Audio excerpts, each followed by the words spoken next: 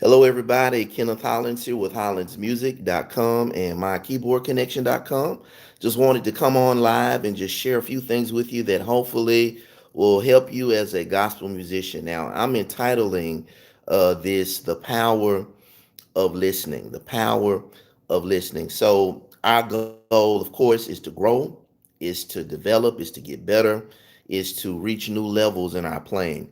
And this is live, so feel free to ask any questions that you may have, and I will definitely do my best to answer those questions. Hello, Christopher. Thank you for joining me. Thank you all for coming on. This is actually the day after the 4th of July, and many people are still recuperating from yesterday.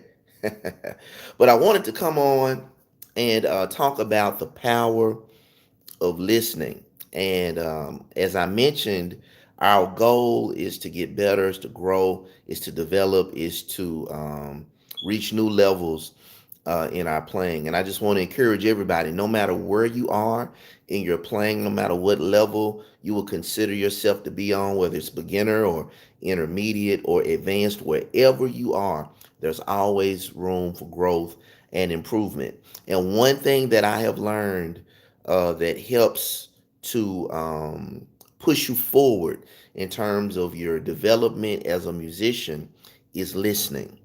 Listening is just as important as learning scales and learning chords and progressions and songs and practicing. Listening is a very important part of the growing process, and this is something that I learned. Okay, and let me explain. Let me explain it like this. We all have, and I've talked about this on other videos before, but we all have what's called a musical concept. Now, a musical concept is the way you think music should sound or the way you think it should be played or performed. Okay, and that's your musical concept. So, where does our musical concept come from? It comes from our surroundings, the music that was around us. Maybe your parents, they played a certain kind of music around the house.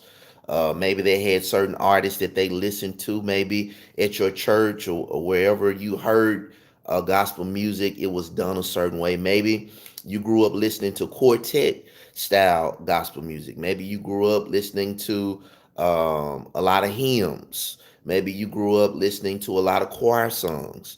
So, whatever you were exposed to and whatever the environment was, it helped to shape what I call your musical concept or the way you think music should sound. Okay. I think a good way to explain this is languages. Okay. Think about it like this: languages. Now, I speak English, but I speak English, and I know some of you all probably hear it. I speak English with a Southern accent. Okay. Now, why do I do that? I speak English with a Southern accent because I'm from the South. I was born in the South. As a matter of fact, I live in Memphis, Tennessee, which is considered one of the Southern states. So even though I speak English like everybody else, or so many other people, should I say, in the United States, it has this Southern flavor to it that I developed because of my surroundings or my environment.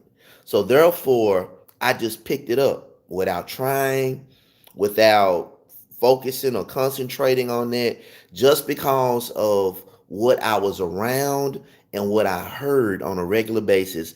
I began to pick it up. Why? Because subconsciously it was shaping my concept for a language. Okay, that's the principle. So now I speak English, but with this Southern accent that I developed because of my surroundings and what I was hearing. Okay, what am I saying? That same principle applies for being a musician. Your concept will be shaped and formed by what you hear on a regular basis. That's why it's so important to listen to high level and high quality music. It's important to listen to very advanced players. You know, sometimes we don't even want to listen to certain people because we get discouraged and we start feeling like, man, um, I'm so far away from um, this person that I'm listening to that it just reminds me of how much I need to learn. I don't even want to listen to them. No, you need to listen to them because what that does is it helps to shape your musical concept. And this is the amazing thing about the human body and the mind and the way we are wired. Whatever our concept is about a thing, we generally reach for that. We generally are not satisfied until we get close, if not get exactly what we think our what we believe our concept is. So what I'm saying is the sure fact that you just simply listen to music. I'll share this with you guys. I remember being in college, and in college, I was a music major in college, and a big portion of the music that I studied was jazz. Now I studied classical music, and we played all types of music, commercial music, but I also studied jazz. I studied traditional jazz. I studied bebop. I studied swing, and one of my favorite kinds of jazz that I studied was ragtime or stride piano. Now, stride piano is when the piano player would take their left hand and they would play boom, boom, boom, boom, boom, boom, boom. Left hand going back and forth, playing the bass note and the chord while the right hand is soloing or doing other things. That's called stride piano. And so I studied a lot of stride piano. And one of my favorite piano players that was considered a ragtime piano player or a stride piano player was a gentleman by the name of Art Tatum. Most of you all would be familiar with Art Tatum. Art Tatum was light years ahead of his time, and I mean, the things that he did was incredible. It was just amazing what he could do on a piano playing by himself, and the speed and the accuracy and the complexity of what he was doing back in the early 1900s.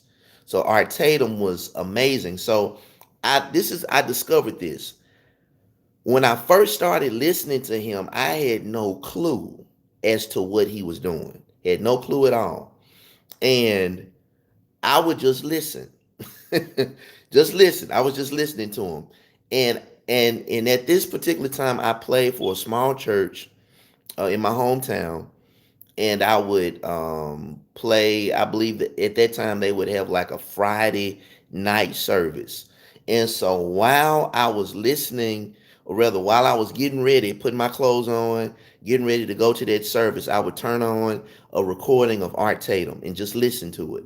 He's playing, he's doing his thing. He's playing the bass line, he's playing the chords, he's playing all these runs and riffs, and I can't play like him. At that time, I couldn't do anything like that, but I was just listening to it, and it was making me think, wow, this guy's great. And this is what I noticed while I was listening. I was getting ready. This was getting in my head. That level of playing, that approach. Hello, Thomas. Hello, Jamal. That way of playing was getting all in my mind. What was it doing? It was shaping my musical concept. And this is what I noticed when I got to the church where I was playing it. I sat down and I was playing the organ. When I sat down at the organ, I noticed that I was playing better. I noticed that I was going for things on a higher level than what I normally would. I noticed that I was pushing to do more. It was like I wasn't satisfied with what I was doing before, and I was trying to do more. And it wasn't anything I decided to do. I believe it was because me listening to Art Tatum, it caused my musical concept to be shifted. and to be raised in a sense. And so when I played myself, I wasn't satisfied with where I was. I wanted to take it up to another notch or another level, and it made me play better. Now I still didn't know how he did what he did. I didn't just supernaturally I'm able to play it. No, that's not what happened. Whatever I could do, I tried to do it the very best I could, and I was very passionate about getting to another level. Okay, and as a result, it made me practice, and it also made me very conscious of the things that I was doing and what I needed to do so that I could get better. Okay, so what's my whole point? Me listening to high level music, really high level musicians, it shifted my concept and it pushed me forward as a musician myself. So as a result, I got better. Okay, so that's a key that I just wanted to share with everybody. It doesn't have to be Art Tatum. It doesn't have to be jazz. Um, Hello, Nathan. Yes, sir. I have a music degree from the University of Memphis. I do in performance, music performance. But I it pushed me to a whole new level. It really did.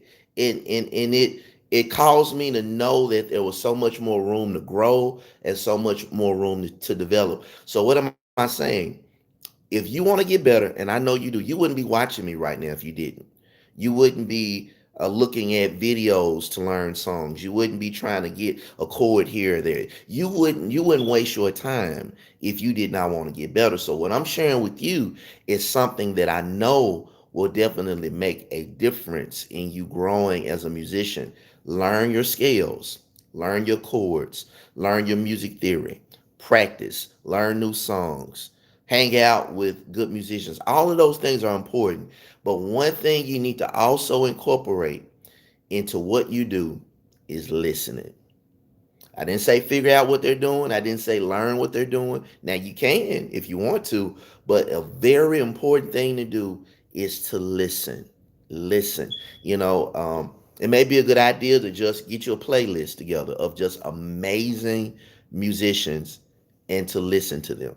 And as you listen to them, whether you realize it or not, it's going to shape your concept. Okay. So I just wanted to share that. I hope you enjoyed that. And I'm going to be sharing with you again real soon. All right. Talk to you soon.